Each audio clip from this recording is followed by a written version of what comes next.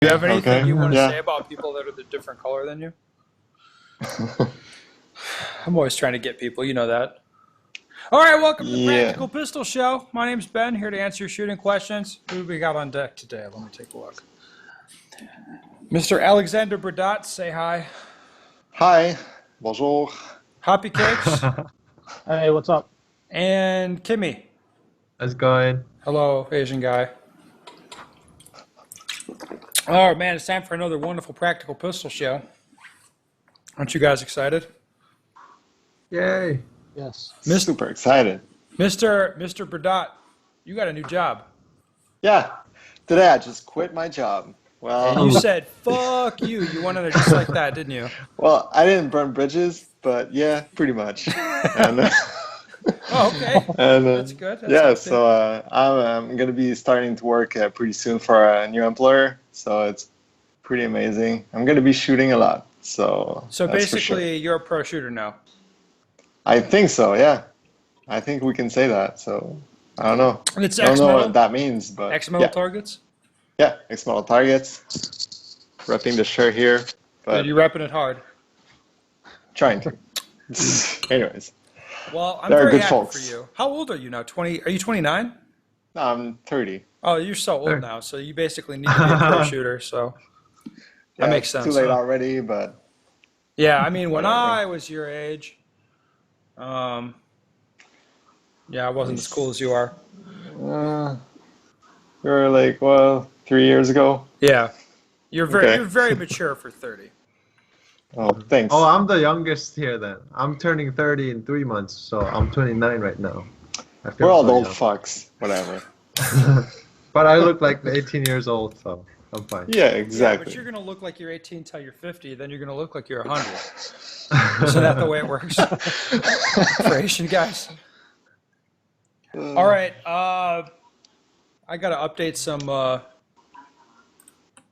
I do this about once every 6 months. No, I mean it's more frequent than that. But if you'd like to do a class with me, go to bensteger.com. Do a class. Click on take a class if you want to take a class with me. If you'd like to organize a class, like you want to bring me to your range and not pay for a class, well, you're kind of going to pay for it because you have to organize a class, but you'll be in a class and not have to pay cash money for it. You could do that too. Since we know when Nationals is next year, what is it, Hopkins? Like late October or some shit? Mid-October? Yeah. All right. Late So October. we know national when that is next year. So now, if you like, I can schedule out back half of 2018. So let me see what's on my schedule now. I don't have anything scheduled past June of 2018. That's going to change now. So I will now like fill up second half of 2018 with classes. And if you want to have a class at your range, just bang my email address, and we could do that. Also, let's see, this is very topical. I mean, I love having a podcast that drops literally the day after we record it. It's lovely. If you'd like to be in a skills and drills class in Richmond, California, that is Friday, November 17th through Saturday, November 18th. Go to my website, bensteger.com. I think there's 2 or 3 slots left. In that particular class, there's the organizer's email address that's on there if that's something you're interested in. And if not, that's cool too. No problem. And one other thing I got to plug. Blue Bullets. If you like bullets and you want to buy some bullets, thebluebullets.com is a place you can get some bullets. And my last name's Stoeger, that's Stoeger. That's a discount code if you want to try their bullets. They're very functional. Hopkins, you've been shooting them, haven't you? Yeah, I've been shooting them pretty much all year. They are bullets, right? And they're very Yeah, cheap. they work. They're cheap good. as shit. They work good out of the gun. Funny story about the colored bullets. I met these 2 guys, they're brothers. There was kind of like, they both took the same class from me, and you could tell they were brothers, right? They're always shitting on each other. These guys were like so, like knocking heads with each other that one of them's favorite color was red. Red shirt, red belt, red holster, red base pads on his magazine pouches. Guess what color bullets he had? Red bullets. Red bullets, exactly. The other guy, guess what his favorite color was? Blue. Blue, of course. I mean, unfortunately for us, as people who shoot blue bullets, the guy who his favorite color was blue, he was kind of the retarded brother, but he was more fun. He's like funnier, but he was way worse at shooting. He shoots blue bullets. Hysterical. Anyway, if you want some bullets, go to thebluebullets.com. Or if you have a different color bullets, that's your favorite bullets. Blue bullets aren't going to work for you. You're going to have to go somewhere else. But if you don't care or you like blue, thebluebullets.com is going to be fine. And I like those guys. I just talked to them on the phone today. They're nice guys. Whatever. All right. One other thing, Matt. There's a little bit of controversy going on now, isn't there? Yeah, Area 6 announced, I think today, their entry fee for the match. And it's raising a little eyebrows. Is it? Where is this? Is that on their Facebook page?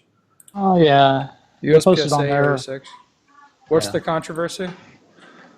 Basically, people are questioning the entry fee. How much is it? Well, let me be for sure, but I believe it's $229. Who cares? Just as a Well, I mean, question. That's Yeah, what it is everybody's. $229. $229, yeah. That seems a little $229. stout, but I don't There's like care. an early discount for $30 if you register before December. So it's only $199. Yeah. That's If so you cheap. register this month. It's not really cheap, is it? What? That's the question, right? What should a major match fee be? Didn't I post something on your wall about this? Or your timeline? You I think I had the I best posted- comment. you said whatever arbitrary value people put on it. Yeah. Is that what you said? Yeah. Isn't that right? Well, yeah. I mean, there's no way to really quantify it. I mean, basically, we're anchored to whatever the price already is. Probably $150 for an area match is what I would expect it to be. If it's more than that, I'm like, oh, that's a little more than I thought it'd be. I don't care though. You write the check. And if it's like $100, you're like, oh, that's less than I thought it'd be. Like, I don't care. Like, whatever. I write the check. But That's how I feel. I mean, I'm kind of indifferent to this. no, but like, I don't understand why people are bitching about it. The match sold out last year, had a wait list. People are bitching on the internet, Matt. That's why. Yeah, all right. I Point mean, taken. it's the internet. It's more than it was. Therefore, they're going to complain. Yeah. I mean, hopefully they do something good with the money. But if they have like hookers But- resetting stages or something for people for the money, like that's cool too. That'd be all That'd be right. kind of interesting, but Kind of interesting. That would be fantastic. We're gonna class up this USPSA thing. Class it up. Class. no, it class, comes class. down to people. People are complaining because somebody's making money on the match, or perceived making money. I think we've talked about this, haven't we? We definitely have. Does but, there like, anybody what here amount of who money? gives a shit if somebody makes money on a match? No. I don't.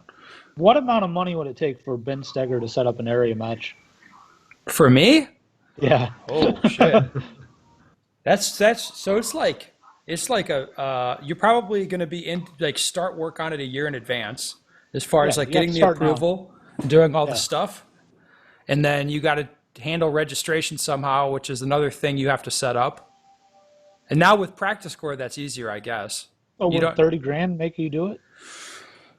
For 30 grand, is it like if I'm picking a number out of the air, 30 grand is it like I'd be like, yeah, I guess like if I need the money, you know But what I 10 mean? grand, you wouldn't even try. For 10 grand, I'd tell you to go fuck yourself. If it's just about money. And for 50 grand, I'd be like, yeah. And then I'd be thinking of a way to like dump that on, like to do it and like do Get it, Tim like Myers to dump do it on it? someone else. Yeah, like dump it on Myers. And find a way for Myers to make like less money and I make most of the money, but have him do all the work kind of a thing. Yeah. You know what I mean? Like, if I'm just picking numbers out of the air without sitting and doing any computation, it'd be a lot of money though, right? We agree? It'd be a lot of Yes, money. like it would take, just at the back end of like setting it up, it'd take 2 full weeks, I think, right? Mm, A weekend to shoot the match and then a week to set up beforehand? yeah, it would be a lot of work. On the ground, on the actual ground. Yes, and then like fielding all these dumbass. I would have to set up an email address just for the match to field And then all the questions. autoresponder. Yeah, an autoresponder. Yeah, I'm out of my office right now. Or something. I don't know. It would be like a lot. If I was doing it for money, if I was doing it for love of the game, man, I don't like. Let's just say we're lucky. We have a lot of good volunteers in this sport, right? We are lucky about that, yes. Yes. All right. Well, anyway, let's get on with it. Let's get to the questions, guys. Next year's Nationals will, as you know, be back-to-back format. And this is, Kim, I think you're maybe the guy to answer this, huh?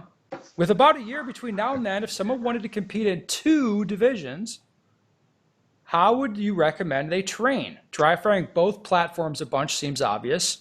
Would splitting majors, like shooting Area 3 carry optics and Area 4 production, have any benefit? Kim, this is probably going to be you next year, right? Yeah.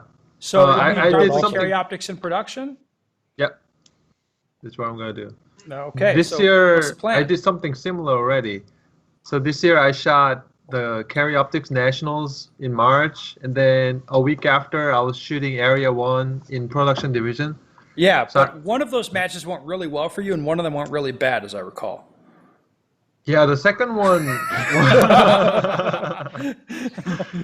Yeah, I don't think it was because lack of practice or anything like that. I just in between the week I had to go to school and I didn't sleep very well, so that was one of the reasons. But when I trained for that, basically I did 2 hours of dry fire, 1 hour session in the morning and 1 hour session in the night. But you I change wouldn't- rigs between, right? Yes. Yes. The morning session was always iron sight. The night session was always the dot. And I think that really helped me. And when I go to the range to live fire, I usually go about 500 rounds a session. And when I was cross training, I would shoot 250 kind of number. And then it started becoming like more iron sight. So I would shoot 350 for iron sight and 150 for the dot.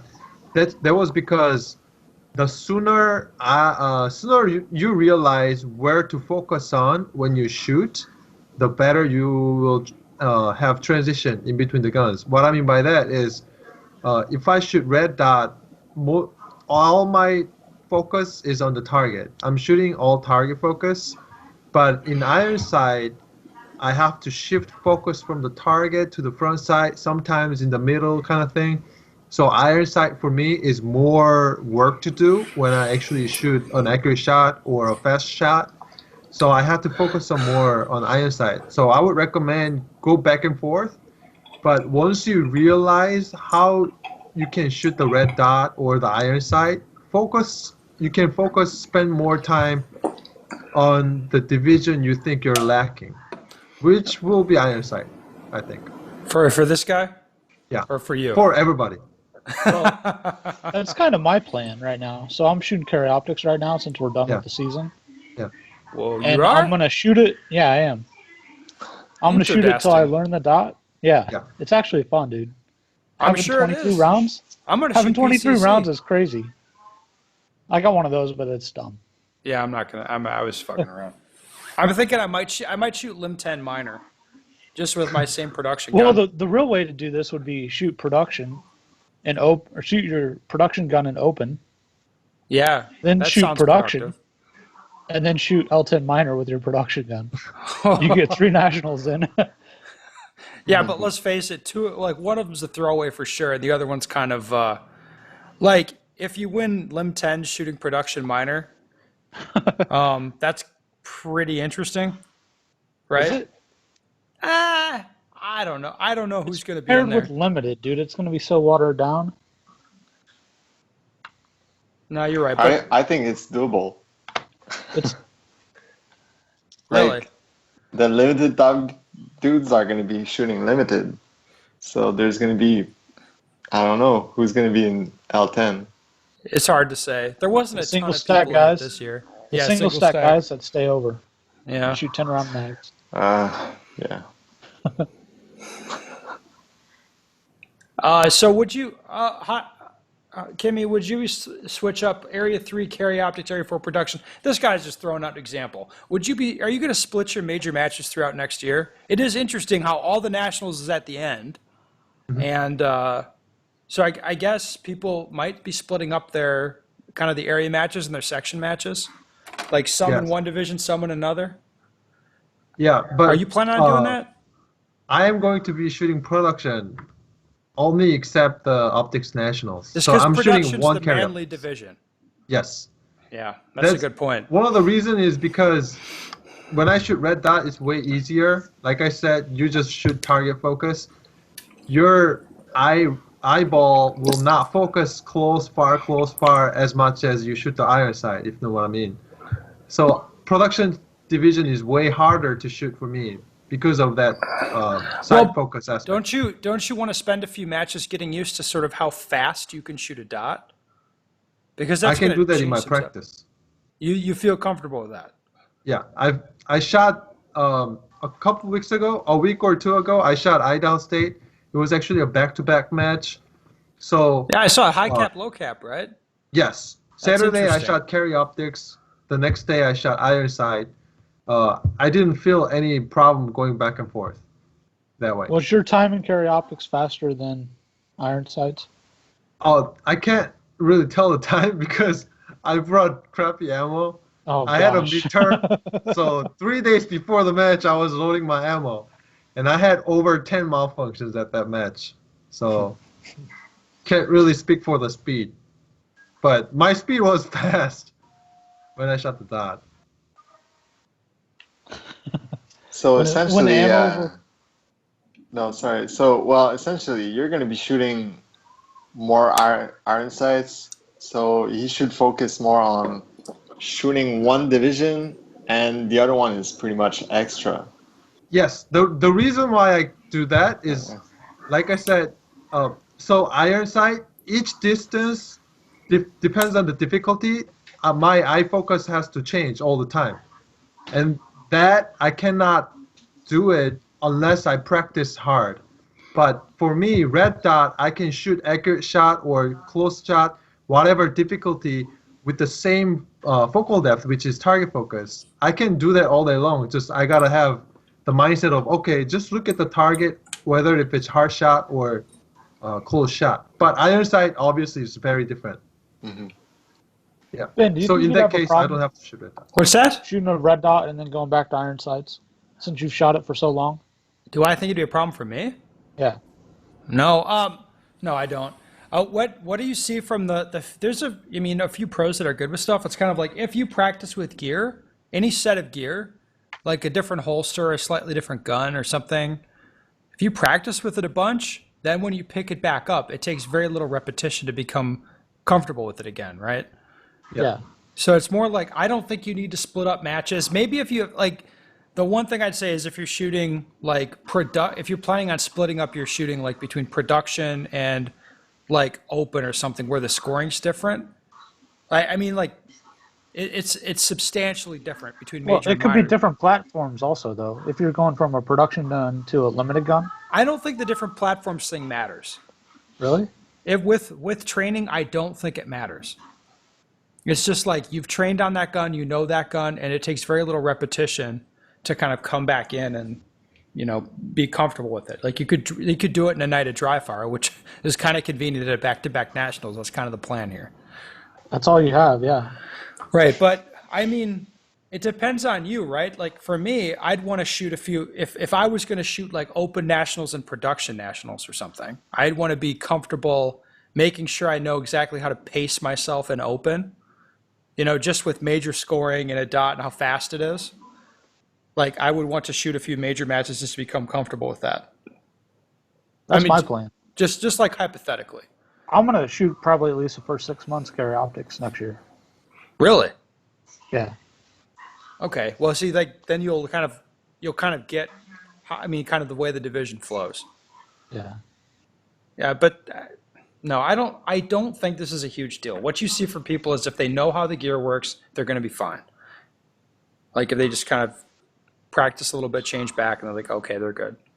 And since we're shooting basically the same guns just with the red dots on them, Yeah, same that's triggers and everything. yeah. It takes even less time. Yeah, you'll be good. I mean, the bigger thing is like making sure you're like with the higher capacity and like then there'll be more of a propensity to shoot on the move and carry Make sure optics, your things like shit that. works. Make sure all your equipment works. Oh yeah, there's that too. Don't just grab a gun and go shoot it.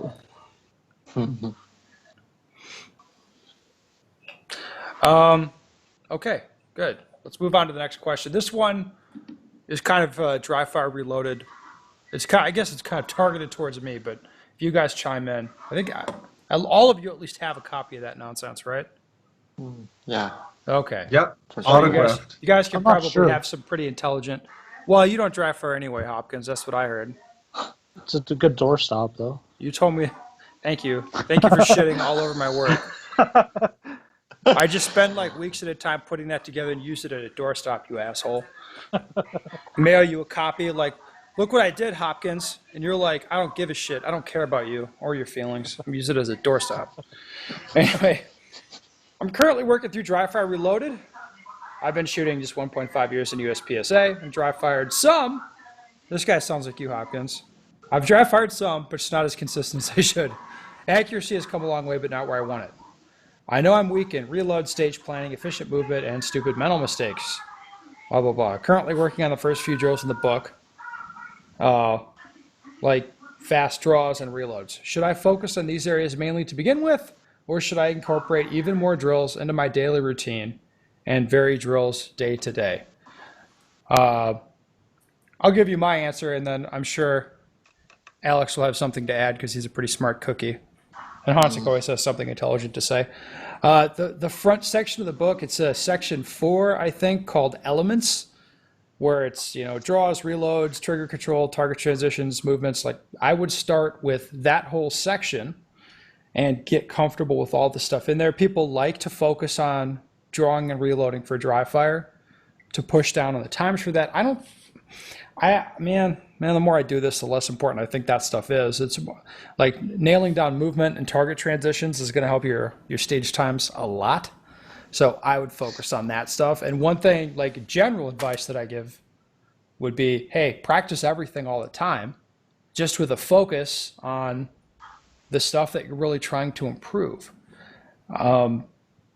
But you always practice a little bit of everything. So if for example, you want to work on drawing and reloading really fast, you should do that. But then you don't neglect like a little bit of target transition stuff and trigger control stuff and movement stuff. Don't neglect it.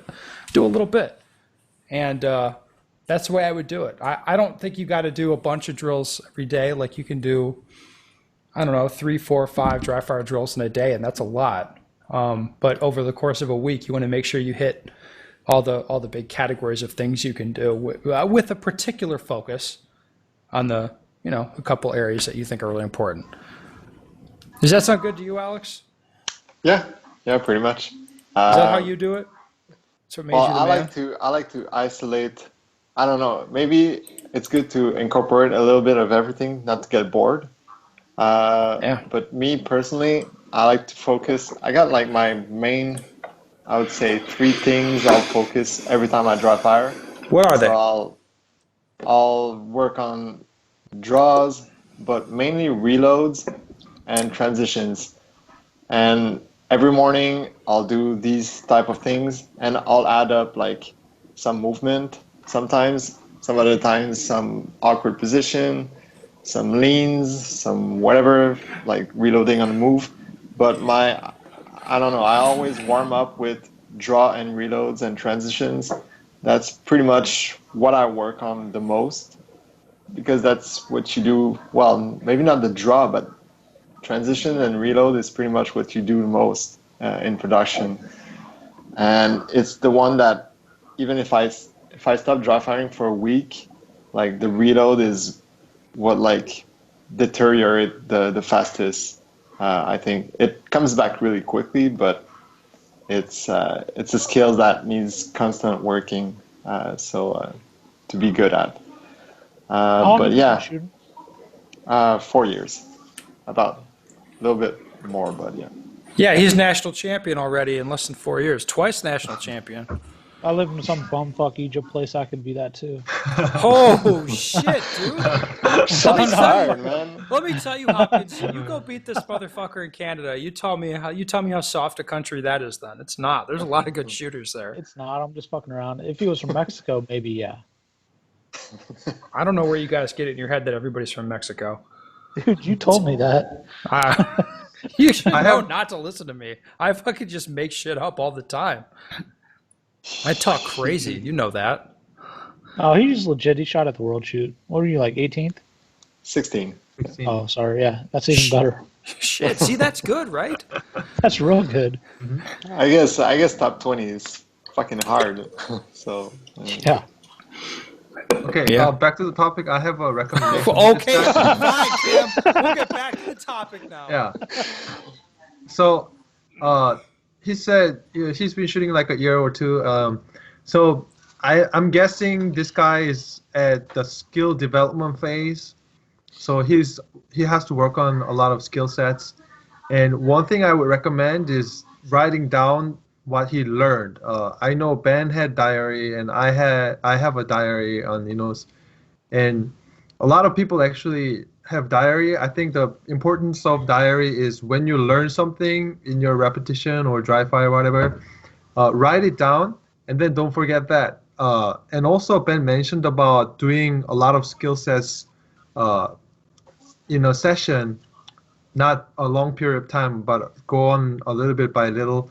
Well, that's pretty good as long as you apply that learning lessons that you learned from previous sessions.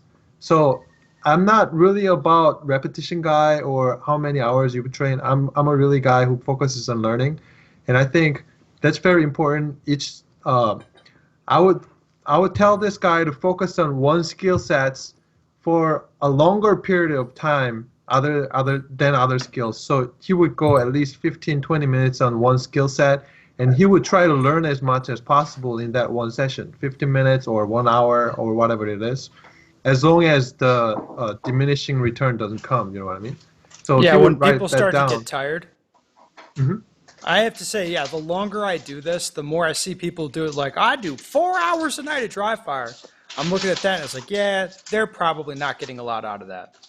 No. You know? It's Once like, that learning decreases, you should stop and take a rest and maybe mentally rest and make the brain function better and maybe come back if you want to.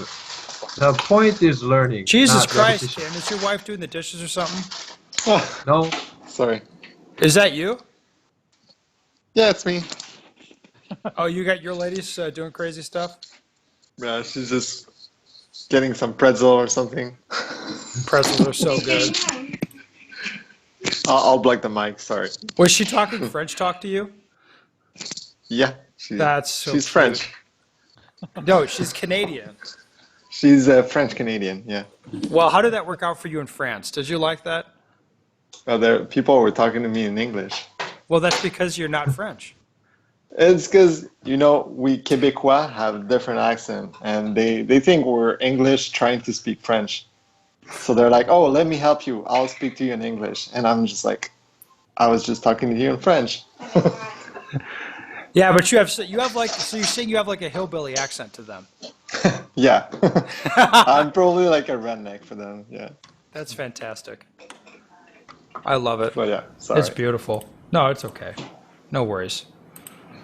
Your lady's going nuts. Well, so I feel like we beat the hell out of this topic. Wait, oh my God. Hopkins, you didn't get a chance to chime in on dry fire. It's because he has nothing to say. You dry fired for like a year one time. Yeah. But Like that a was year like over my career of 10 years. Yeah.